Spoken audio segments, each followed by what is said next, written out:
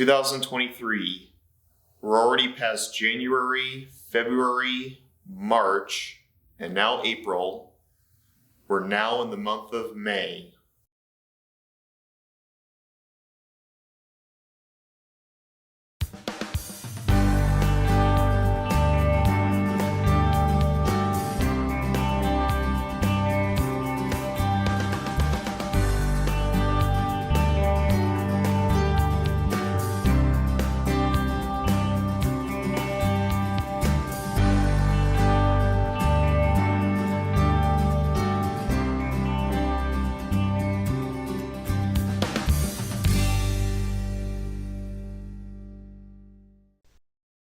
Hello everyone, welcome back.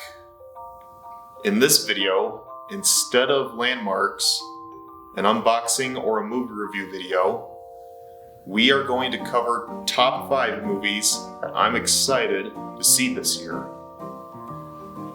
One of the movies that a friend of mine is sure excited to see, he cannot wait.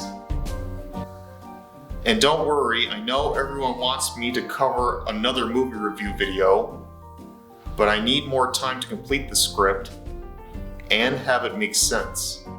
I'll keep you posted on it, and I'll announce it on Facebook for you. So with that aside, let's go right on ahead and jump in on what movies I'm excited to see this year.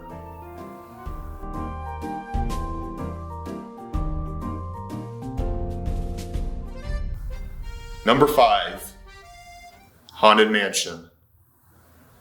Now I might not have seen the 2023 movie with Eddie Murphy or been inside it at Disneyland in California, but I have been inside it at the Magic Kingdom Park in Florida with my family when we went to Disney World in 2008 as a family vacation.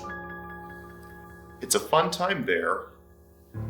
The movie that they were making for its July release features a cast that I know, that being Owen Wilson, Danny DeVito, Tiffany Haddish, and Jamie Lee Curtis, but they're not the mains here. The story is that Rosario Dawson and Chase W. Dillon play a mother and a son where they start a new life. They move into this mansion in New Orleans, which they discovered that the place is more than they thought of, and it is, of course, haunted. I saw the teaser trailer for the movie, and it looks interesting. The 2003 one, I will watch it first before this remake arrives in theaters, and I can't see that on its streaming platform. But a local library I can drive to and check it out for its bonus features on DVD. The Blu-ray I can put on hold, and who knows if it's the same as the DVD. So for the remake, I'm very interested in this direction that Disney is taking. Just hope it's good than the original film and performs successfully as well. Number 4, Ruby Gillman, Teenage Kraken. Another DreamWorks animated movie we have coming out after Puss in Boots 2. Ruby Gillman and Trolls 3 are coming out the same year, but different months and dates. This feels like a similarity to The Little Mermaid from my friend Dylan, but the characters have different talents here. And yes, I've seen the trailer, Dylan. Looks good. The story is about a 16-year-old Kraken girl voiced by To All the Boys voice actress Lana Condor, learns that she's the next sea Kraken in line, but she's desperate to fit in at her school called Oceanside High. She lives with her overbearing mother, who forbids her from going to the beach to be with friends. Unfortunately, Ruby disobeys her mother's rules and goes for a race against a battle of mermaids who are ruling the oceans of time. The mermaid character Chelsea, voiced by Annie Murphy, is a similarity to Ariel from the Disney film, but she's very snobby from what Dylan and I are thinking could be the villain for the movie. But the actress voicing her does a solid job. She's not bad and very pretty, so overall, it looks good, and I'm sure interested to see it. Who knows how well this will turn out for DreamWorks' release date library. Number 3. Whitebird. It's directed by Christopher Robin and a man called auto filmmaker Mark Forster. The movie is based on a book by the author R.J. Palacio, and I'll need to read this before the film's official release date. But the story, on the other hand, tells right after the events of Wonder, where Julian gets expelled from Breacher Prep for good. Serves you right for treating Augie very poorly. So he visits his grandmother in Paris, played by Helen Mirren, and she tells him her story about her childhood life as a young Jewish girl in the Nazi-occupied France during World War II. This is a very heartwarming story about a grandmother telling her grandson her past, and the trailer looks wonderful. Even though I would not be friends with this character when I did my presentation in English back in high school, I would like to see where he goes in the direction of the movie, but it's good to see Bryce Gazar back as Julian, Helen Mirren and Ariella Glazer as the older and younger versions of Sarah Albans does a pretty good job. Mark Forster did a good job directing the film based from the author of Wonder. I also can't wait for his next movie, which is Thomas and Friends. Unfortunately, we have nothing to know about this quite yet, which I'm really excited for this as well. Let's hope it's not in the direction of All Engines Go style.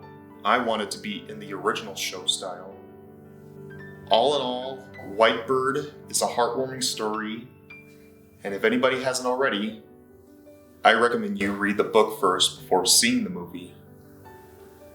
Also, if you're watching this, thank you, Bennett, again for sharing the trailer to me on Facebook, and I hope you, me, and everybody from Camp Creatability will go and see it together when it comes out.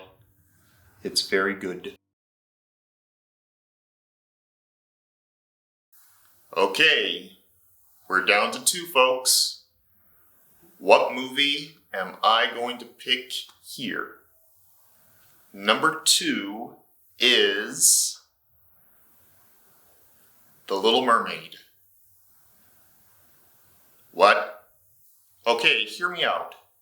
I was going to put this at number 1 for the last movie in the top 5 and not put it against Whitebird. But the more I thought about it, a lot of people will have different opinions for this movie remake. Also, this is for you, Dylan. We all know the story of this remake, but I'm sure this will be different if none of the directions will change, but I think things will be alright even if it's in live action. The film's directed by Rob Marshall, who directed the 4th Pirates of the Caribbean movie, and he also directed 3 other movies for Disney, 2 being theatrical films, and the other being a TV movie. This is screenplay writer David McGee's 2nd film working with Rob. Lastly, we got Alan Menken back as our music composer for the movie, as he composed the score of the original film. Alongside Menken is Lin-Manuel Miranda, the co-composer for the movie and one of the producers with Marshall, Mark Platt and John DeLuca. Miranda has worked on other Disney films, and he worked on In the Heights, which I wish it didn't fail at the box office. I thought it performed very good. He has new songs that he wrote for the film, and I can't wait to hear what they are when they get released. The actress is Ariel, Halle Bailey. I was pretty amazed even though she is black, which I'm not too upset by, but shouldn't someone as this character be white? I can't be mad that they cast Bailey as Ariel. Her voice, singing, and acting is very good. Also, Judy Atkinson, Liz's mother, said she also wished Queen Latifah was cast as Ursula, but she was the villain character in the live TV special, and we will see how Melissa McCarthy plays out in the movie. There's other actors playing the humans and sea characters I could mention, but I'll talk about it in a movie review video when I see it. Two of the voice casts, I have to say, are good. Jacob Tremblay as Flounder is perfect. And Davy Diggs as Sebastian, I'm sure will sound very funny. For Scuttle, Aquafina will be voicing the character, but instead of being a male seagull, Scuttle will be portrayed as a female diving bird. I'm pretty sure people will have some issues with him, or for this remake, her. So yeah, I'm putting this in the number 2 list of the top 5. I'm absolutely excited to see it with Dylan, and sure our friends from Camp Creatability will want to see it, which they'll have different opinions on the film too. That's alright then.